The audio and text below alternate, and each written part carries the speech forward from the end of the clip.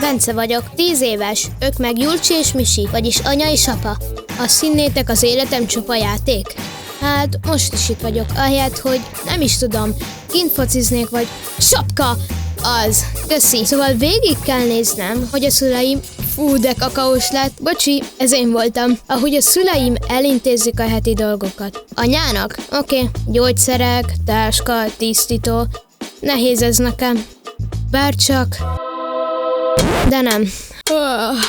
Hányszor lehet meghallgatni ugyanazt a dalt?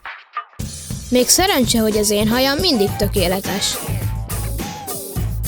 Már itt vagyunk, vagy... Nem is tudom, mennyi lehet. Vagy egy órája. Elég szép teljesítmény ennyi idő alatt elintézni mindent, nem? Meg is érdemlem az ebédet. Na, akkor már csak egy dolgunk van hátra, és mehetünk is. Osankorzó, vásárolj be, kapcsolódj ki. Na, léci.